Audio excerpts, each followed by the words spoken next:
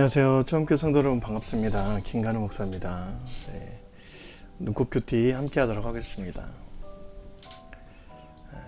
악은 결국 되돌아오죠. 악함은 가장 깊이 자리 잡히는 것이 악을 행하는 장본인에게 정확하게 되돌아옵니다. 악함은 결국 자기에게 돌아온다는 거예요. 죄를 짓지만 결국 그 죄는 되돌아와서 자기를 망가뜨리고 자신과 함께 속한 모든 것들을 무너뜨리죠. 그래서 우리는 죄를 지을 때 나를 위해서라도 죄를 짓는 것을 멈춰야 하는 것이죠. 하나님의 영광을 위해서 당연히 멈춰야 되겠지만 나를 생각해 볼 때에도 죄는 그렇게 유익하지 않습니다. 죄는 나에게 굉장히 좋지 않습니다. 그래서 악함에서 되돌아온다. 그러면 선함으로 가는, 하나님께로 나아가는 것임을 믿고 항상 저와 여러분이 하나님의 말씀 아래 거하시길 주님의 이름으로 축원드립니다.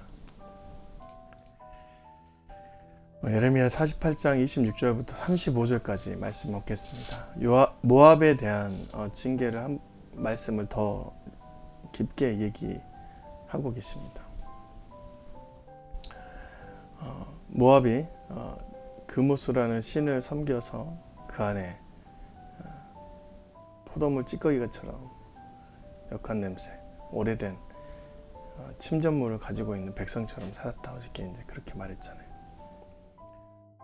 그래서 하나님께서 오늘은 모압을 어떻게 하냐? 모압으로 취하게 할지어다. 이는 그가 여호와에 대하여 교만함이라. 그가 그 토한 것에서 뒹구름으로 조롱거리가 되려다. 취하게 할지어다. 자기 통제력을 잃게 할 거다 라고 하는 것이죠. 우리가 거짓, 악함은 자기 통제력이 있을 때 감춰지잖아요. 그런데 결국 어떻게 되냐?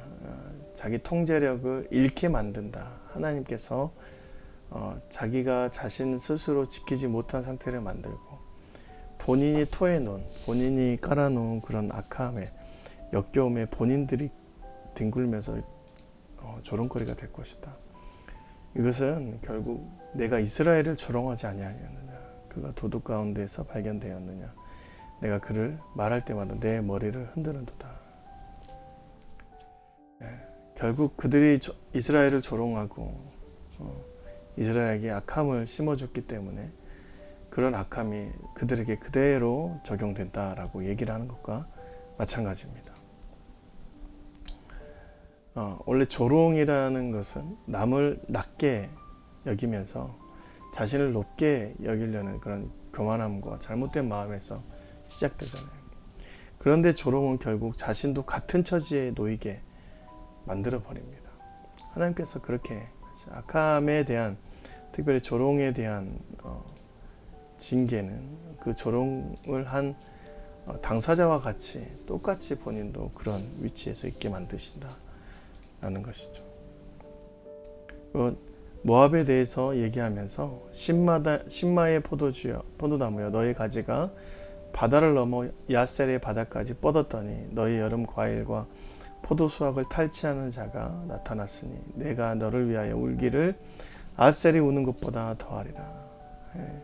신마의 포도나무, 그러니까 신마라는 지역에서 포도나무가 잘 열렸는데 야셀까지 뻗었다.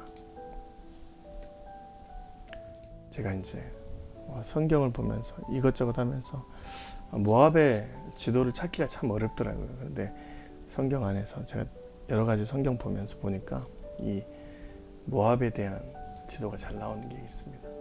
신마는 여기에요. 근데 이 신마에서 포도나무 뻗어나서 헤스본을 지나서 야세레까지 뻗어나왔다. 이것이 이제 모압의 원래는 이제 남유다 안에 있었던 이제 남문 지역이지만 모압과 경계선 안에서 이 포도나무를 가지고 있었던 자의 모습이 이제 있었는데 그것을 다른 자들이 탈취해버린 상태를 말하는 것입니다.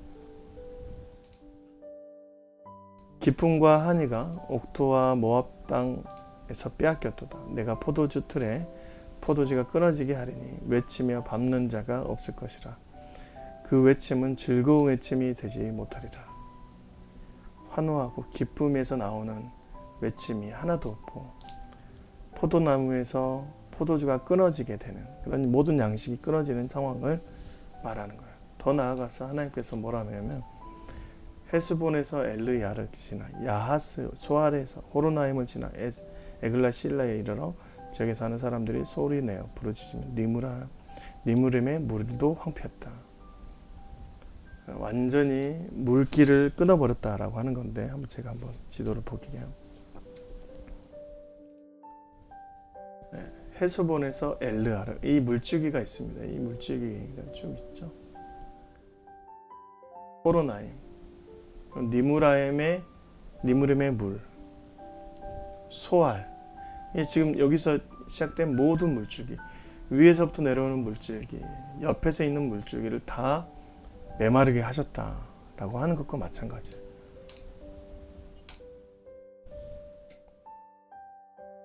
모압의 모든 양식과 물줄기를 황폐하게 하셨다. 여호와의 말씀이라 모압 산당에서 제사하며 그들에게 분향하는 자를 내가 끊어버려.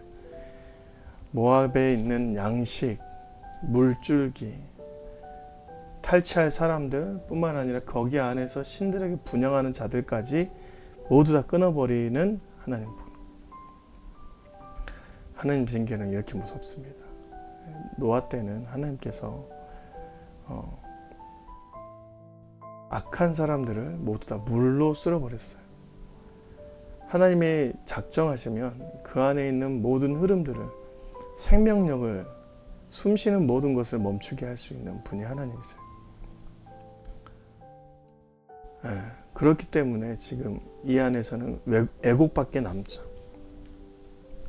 기쁨이 일어나지 않는 상태, 외침이, 즐거운 외침이 하나도 존재하지 않는 상태가 되어진다는 것이죠. 그것은 모압 안에 있었던 하나님을 배반한 교만이고, 자신에게 있었던 모든 상황에서 자신의 우상만 섬기는 그 지역에서 나타나는 징계를 말하는 것입니다. 하나님께서 임하실 때 이런 주의 영광이 하나님을 섬기지 않는 모든 자들에게 나타날 것인데, 주님께서 허락하신 수많은 일들은 결국 자신에게 돌아와서 자신의 삶에서 나타나는 거예요. 그래서 우리가 주의 백성으로 살아간다는 것 자체가 주님 안에서 주님의 영향력 아래 있다는 것입니다. 주님께서 허락하신 삶 안에서, 어제 이제 말씀했죠. 이스라엘을 지키시고 평생 그 안에서 생명을 유지시켜 주겠다라고 말씀하신 하나님의 영향력이 오늘 하루도 저와 여러분에게 있었으면 좋겠습니다. 주님의 징계가 피해가고 하나님의 풍성함이 우리의 삶에서 일어나는 그런 귀한 하루하루가 되시기 주님의 이름으로 축원드립니다. 고맙습니다. 안녕히 계세요.